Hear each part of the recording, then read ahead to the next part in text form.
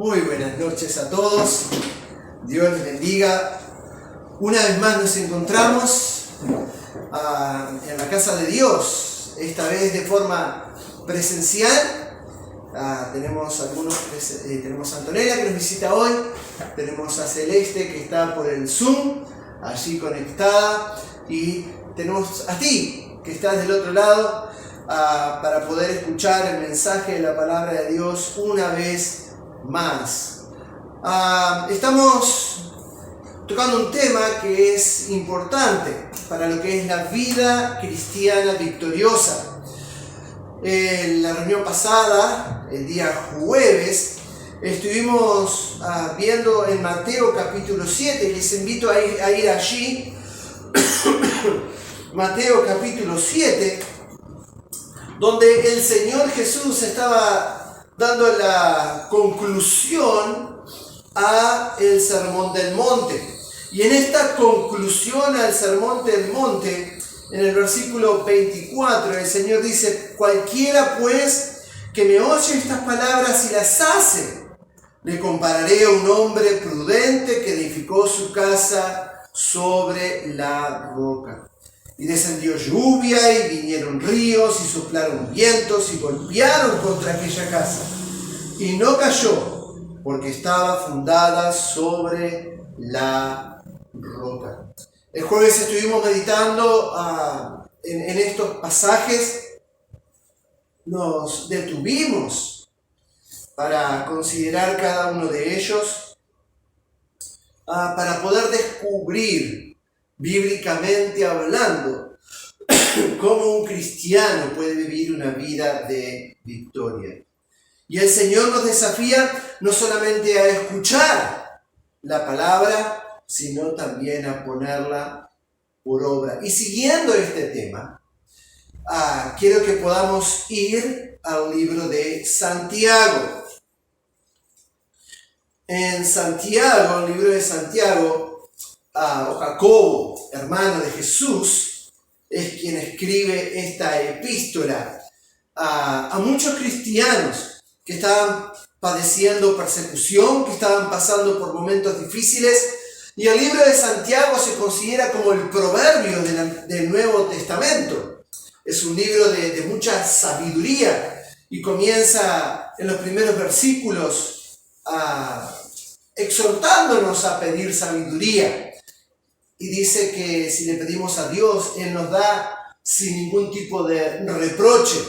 Ahora, Santiago también toca este tema del poder oír y el poder hacer. Vivimos en tiempos difíciles, vivimos en tiempos a veces por momentos irónicos o contradictorios. Porque mucha gente evoca sus propios derechos sin considerar absolutamente nada más que lo que desean o anhelan en su corazón. Y esto sucede aún dentro de los círculos cristianos. Esta semana estuve leyendo una noticia que ha impactado al mundo bautista, obviamente no fundamental, pero en Estados Unidos nombraron al primer pastor transexual en la historia de una iglesia bautista. Es un hombre que se percibe como mujer y así se viste. Y la nombraron pastora de una iglesia bautista en Estados Unidos. Y son cosas que están pasando, son cosas que, hermanos, está sucediendo más y más y cada vez pegan más cerca. Hemos tenido testimonio de situaciones en iglesias en Argentina en cuanto a esta situación también. Pero no nos debemos ir tanto a los extremos, porque hay cosas tan simples, cotidianas en el diario vivir, que también requieren de prestar atención a la palabra de Dios. También requieren que podamos estar atentos y con una actitud sumisa y obediente a lo que Dios nos manda. Por eso es importante que consideremos este tema para una vida cristiana, verdadera, de victoria. Y no significa que no va a haber luchas, ¿verdad? Al contrario, el Señor Jesús nos dice en Juan capítulo 16 que el mundo Él lo aborreció. Por lo tanto, también iban a aborrecernos a nosotros si estábamos dispuestos a seguirle. Y aún en Juan 15, el Señor dice, si permanecéis en mí y mis palabras permanecen en vosotros, pedid todo lo que quisiereis y será hecho. Ahora, Santiago comienza este tema en el versículo 16. Santiago 1, 16. Vamos a leer y luego orar para poner este tiempo en las manos del Señor. Dice el versículo 16, amados hermanos míos, no erréis. Toda buena dádiva y todo don perfecto desciende de lo alto, del Padre de las luces, en el cual no hay mudanza ni sombra de variación. Él de su voluntad nos hizo nacer por la palabra de verdad, para que seamos primicias de sus criaturas. Por esto, mis amados hermanos, todo hombre sea pronto para oír, tardo para hablar, tardo para irarse, porque la ira del hombre no obra la justicia de Dios. Por lo cual, desechando toda inmundicia y abundancia de malicia, recibid con mansedumbre la palabra implantada, la cual puede salvar vuestras almas. Pero sed hacedores de la palabra, y no tan solamente oidores, engañándoos a vosotros mismos. Porque si alguno es oidor de la palabra, pero no hacedor de ella, este es semejante al hombre que considera en un espejo su rostro natural, porque él se ha de considerar a sí mismo, y se va, y luego olvida cómo era. Mas el que mira atentamente en la perfecta ley, la de la libertad, y persevera en ella, no siendo oidor olvidadizo, sino hacedor de la obra, este será bienaventurado. Y dice allí, en todo lo que hace. Si alguno cree ser religioso entre vosotros, y no refrena su lengua, sino que engaña su corazón, la religión del tal es vana. La religión pura y sin mácula delante de Dios el Padre es esta: visitar a los huérfanos y a las viudas en sus tribulaciones, y guardarse sin mancha de el mundo. Vamos a orar. Padre, gracias. Gracias por tu palabra. Gracias por el desafío que en ella tenemos al leerla. Oro, Señor, que tu Espíritu Santo obre en mi corazón y me des, oh Señor, el valor de poner en práctica lo que en ella leemos. En el nombre de Jesús te lo ruego. Amén. Amén. Ahora bien, para comenzar a desarrollar cada uno de estos pasajes que hemos leído, dice el versículo 16 otra vez: amados míos, amados hermanos míos, no erréis. Toda buena dádiva y todo don perfecto desciende de lo alto, del Padre de las luces, en el cual no hay mudanza ni sombra de variación.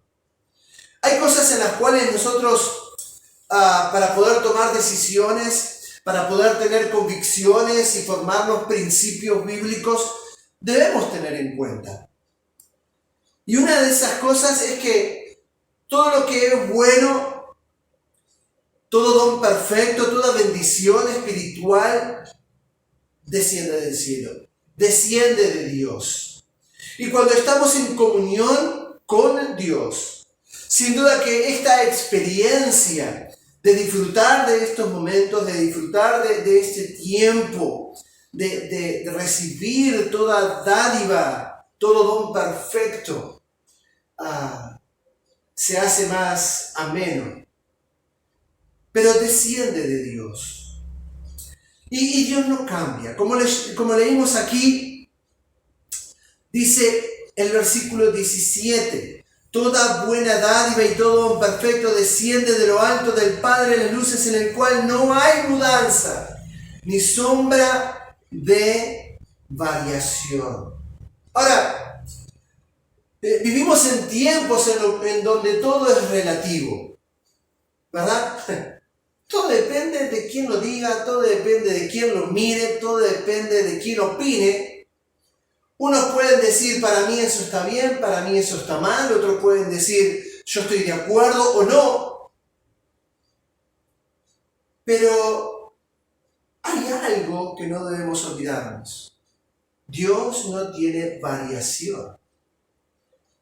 En su eternidad, en su santidad, en sus principios y aún en sus mandamientos, Él no cambia. Él no se mueve como lo hacen las religiones hoy en día. Él no se mueve según la cantidad de likes o de me gusta. Él no actúa según la popularidad o lo que dice la mayoría de la gente. Y vivimos en tiempos, miren qué irónico esto, vivimos en tiempos en que lo bueno depende de la cantidad de gente que lo acepte, ¿o no? Si la mayoría de la gente dice que el aborto es bueno, entonces para la sociedad, ¿qué es el aborto? Es bueno.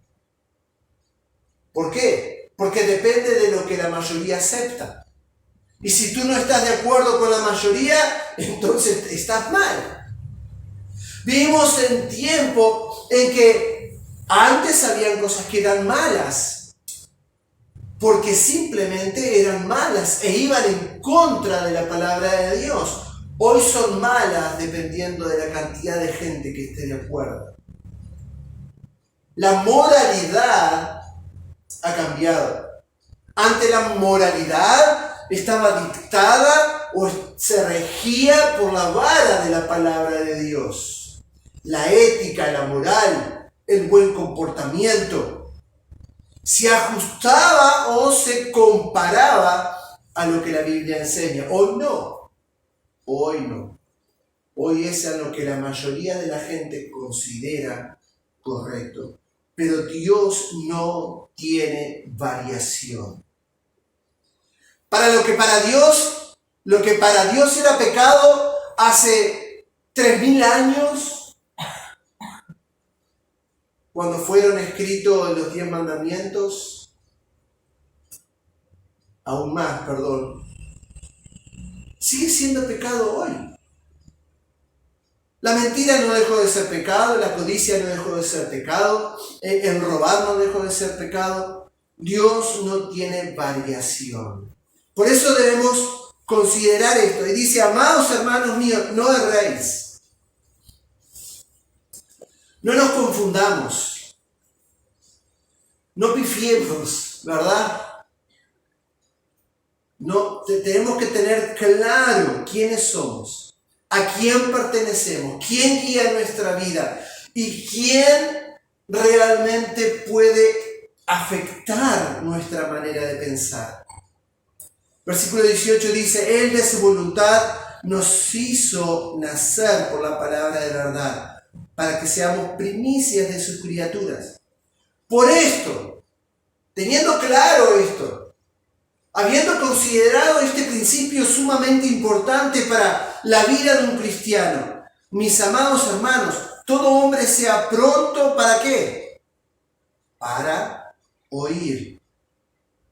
¿Pero oír qué? ¿Qué nos está diciendo Santiago?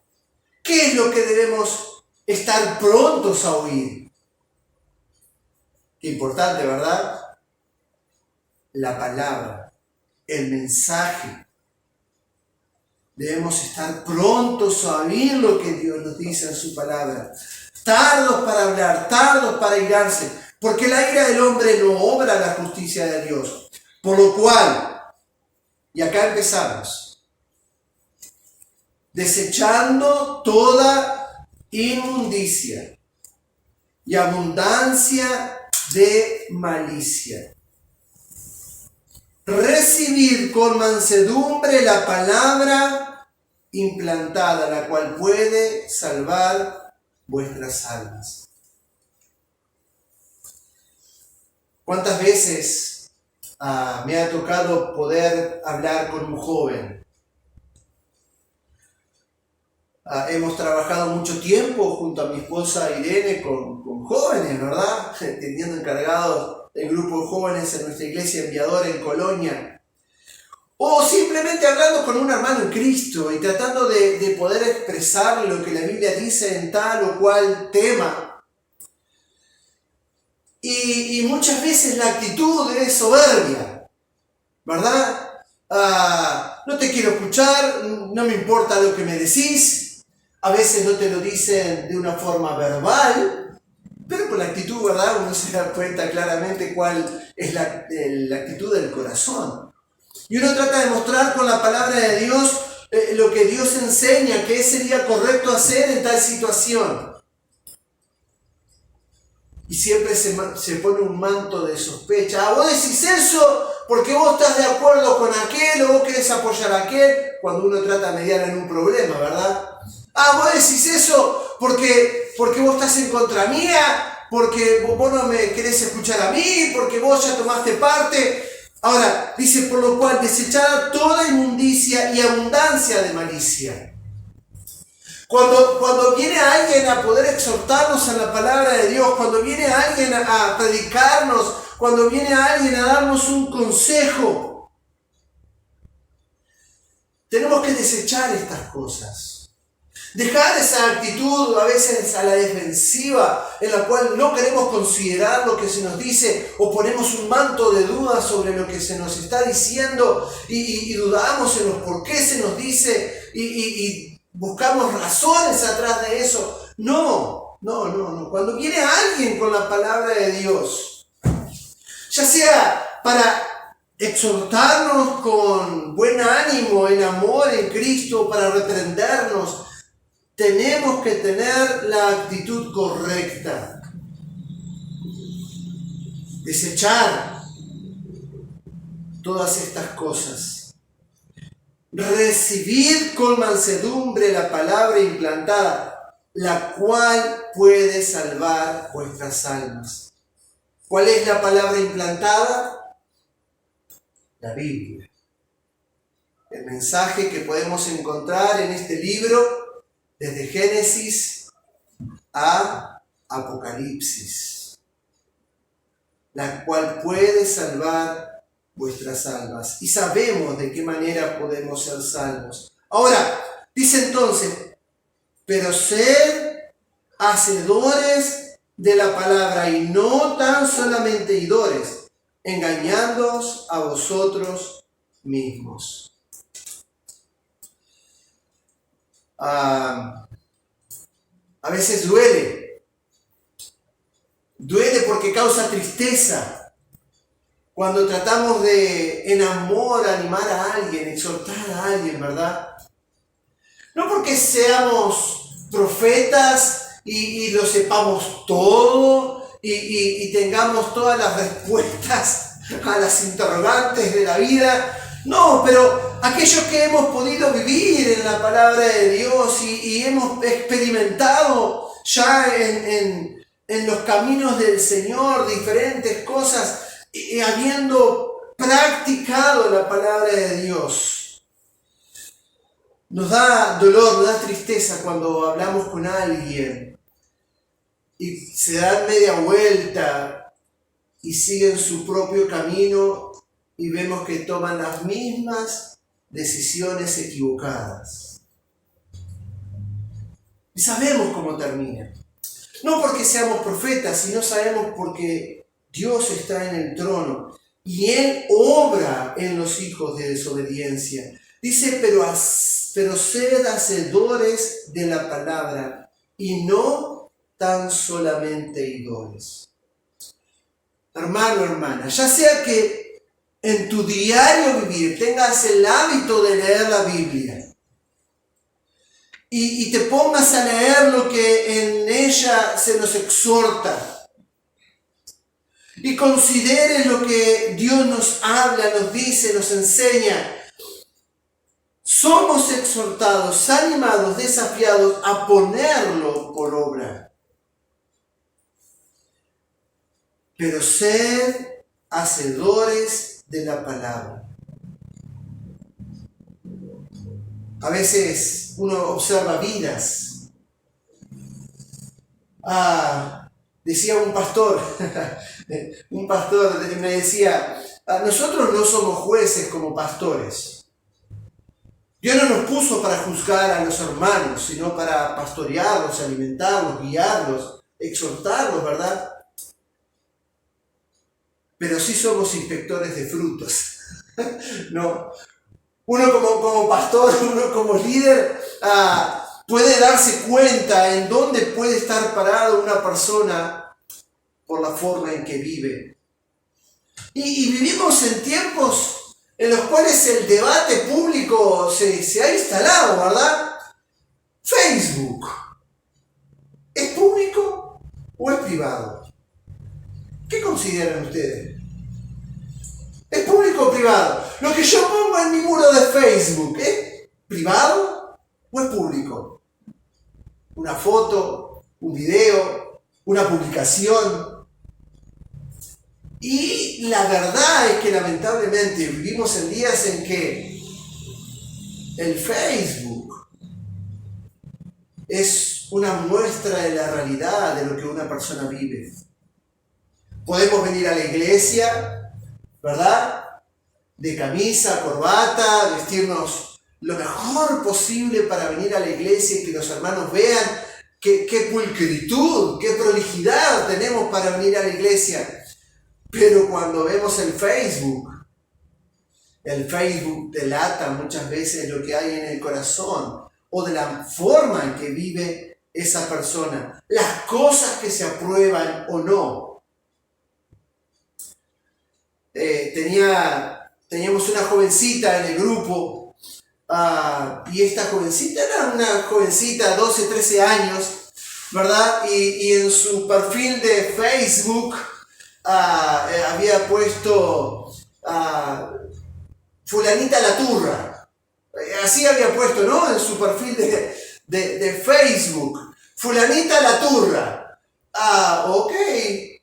Uno mira el Facebook, observa y uno no tiene que por qué tener malicia en el sentido de, bueno, ¿sabrá lo que significa esa palabra? ¿Entenderá lo que se está diciendo a sí misma?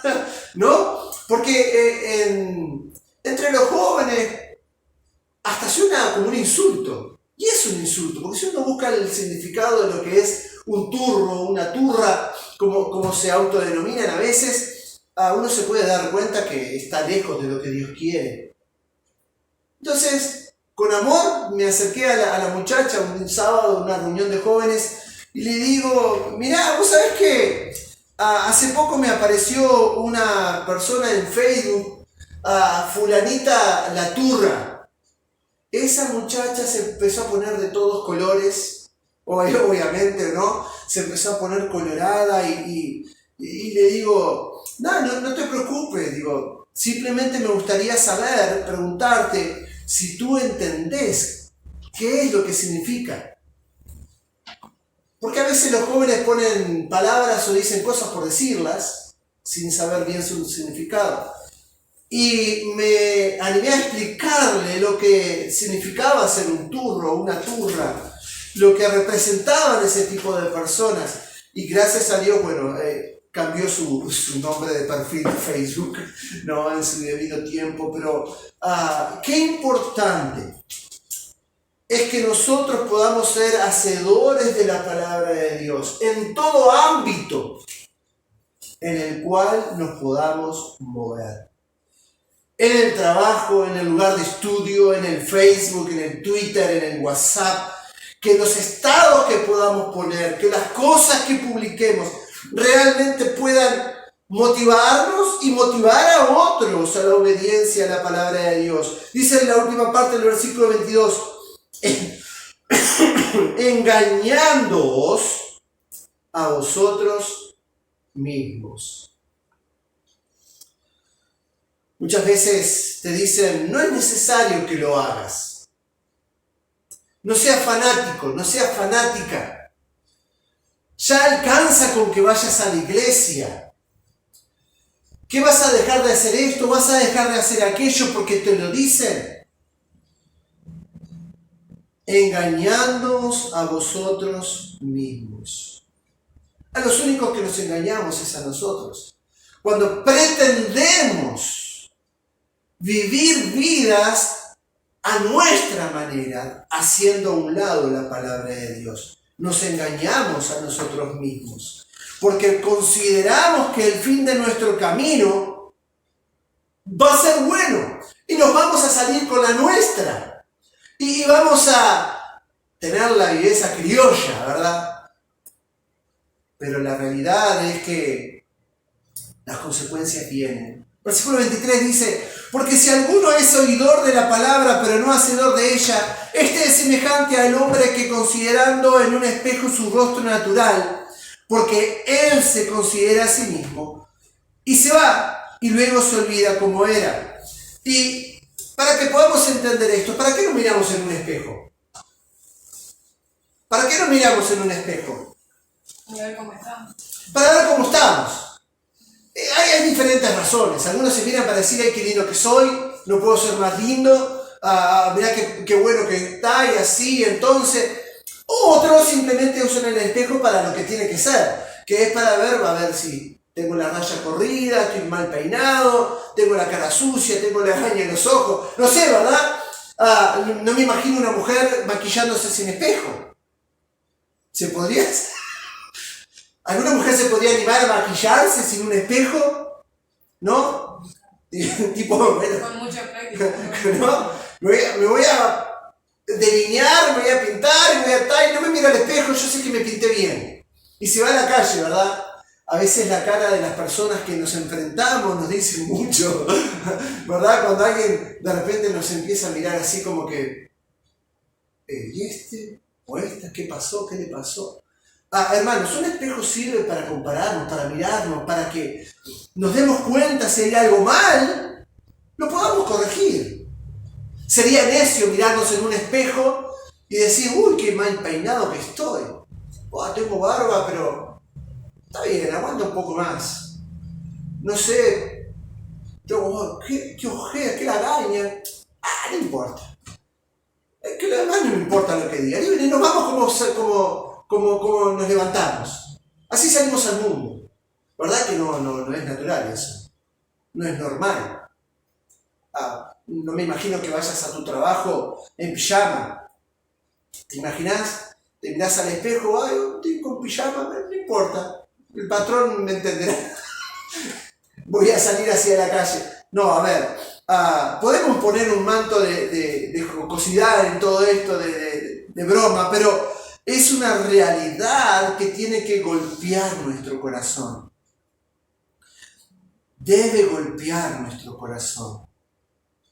Si alguno, versículo 23, porque si alguno es oidor de la palabra, pero no hacedor de ella, este es semejante al hombre que considerando en un espejo su rostro natural, porque él se considera a sí mismo, y se va y luego se olvida cómo era. Si nosotros vemos en la palabra de Dios que hay cosas que ajustar en nuestra vida, si vemos en la palabra de Dios que hay decisiones, hay maneras en las cuales hablamos, si hay actitudes que tenemos que no se ajustan a lo que Dios nos enseña, de la misma manera que nos miramos un espejo para corregir nuestra apariencia, deberíamos en la palabra de Dios corregir nuestra manera de vivir. Porque en ella nos damos cuenta cuando hay pecado. En ella nos damos cuenta si hay algo que estamos haciendo mal. Y deberíamos, como consecuencia de vernos en la verdad, cambiar. Dice el versículo 24, el 25, mas el que mira atentamente en la perfecta ley, la de la libertad, y persevera en ella, no siendo oidor olvidadizo, sino hacedor de la obra, este será bienaventurado en lo que hace. Si yo miro en la palabra de Dios y con la actitud correcta,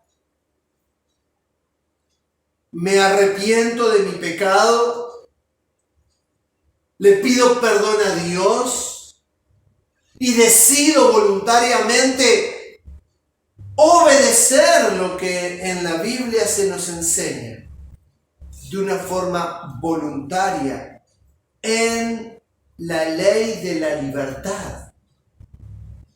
Porque tenemos libre albedrío. Es un principio bíblico. Dios no obliga a nadie. Dios expone la bendición y la maldición y nos da a elegir a nosotros. ¿Qué podemos tomar? Ahora, dice, la ley de la libertad y persevera en ella. Porque entiendo que amo a Dios, porque entiendo lo que Él hizo por mí y porque sé que Él es el que puede bendecirme y veo que lo que hago lo ofende. Como consecuencia debo arrepentirme, debo actuar, debo de moverme, dejar a un lado lo malo y hacer lo que la palabra de Dios dice. Dice, si no hacedor de la obra, este será bienaventurado en lo que hace. Todos queremos ser bendecidos, ¿verdad? ¿Quién no? ¿Quién no anhela una bendición? ¿Quién no anhela una victoria? ¿Quién no anhela ver cómo Dios obra en su vida y a través de su vida proveyendo, supliendo, dando victorias, dando paz, dando gozo, disfrutando de los dones del Espíritu Santo? Y eso es hermoso, hermanos, pero el que puede disfrutar de todo esto y el único que ha de ser bienaventurado, grandemente bendecido,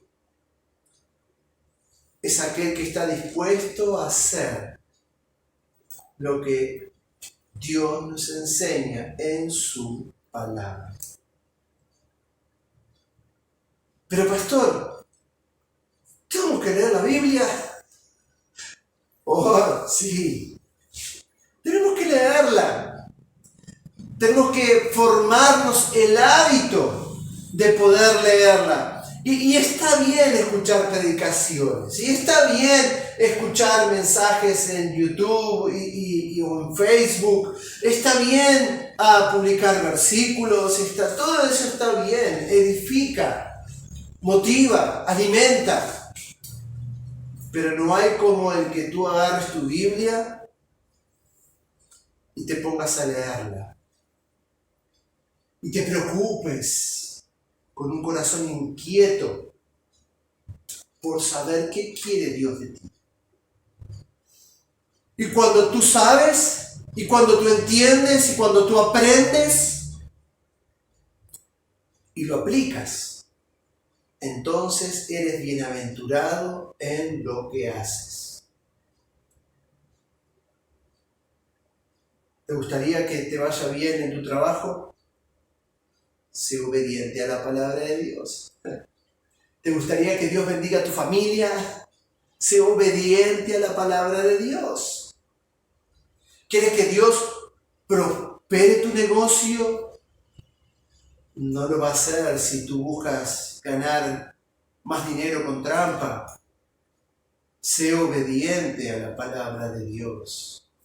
Y entonces esta bienaventuranza se ha de cumplir en tu vida. Para terminar, un desafío fuerte. Si alguno se cree religioso entre vosotros y no refrena su lengua, sino que engaña su corazón. La religión del tal es vana. No hay cosa más triste que autoconvencernos de lo que está mal es bueno. Y la verdad es que vivimos en tiempos en que muchos cristianos, muchos que se dicen ser cristianos, viven de esta misma manera. Tienen al Jesús en la boca, tienen al Dios mío en su boca. Lo primero que sale ante cualquier actitud o situación, ¡ay, Dios mío! Pero dice, si alguno se cree religioso entre vosotros y no refrena su lengua,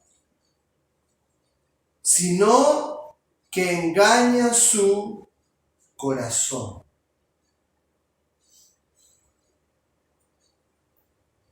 Dale, Gustavo, no te va a pasar nada, ¿no?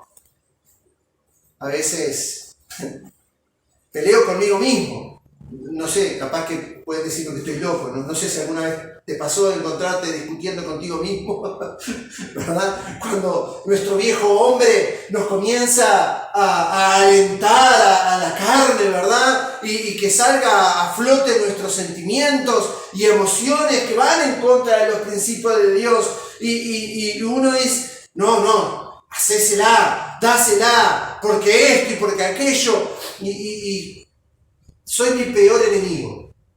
A veces soy mi peor enemigo porque me manijeo. Ese es el término que se usa hoy en día, ¿no? A veces otros no te manija, pero yo en mi caso personal me manijeo solo. No preciso que alguien venga a decirme nada. Yo mismo, no, pero Gustavo, no puede ser. Entonces ahí, y ya me encuentro luchando conmigo mismo, ¿verdad? Ahora, dice, si alguno se cree religioso entre vosotros y no refrena su lengua, cuando estás combatiendo contigo mismo, cuando estás luchando a brazo partido con la carne por los deseos que ella produce en nosotros. Porque la carne combate contra el espíritu y el espíritu contra la carne para que no hagas lo que quisieras. Y no refrena su lengua, sino que engaña su corazón. La religión del tal es vana.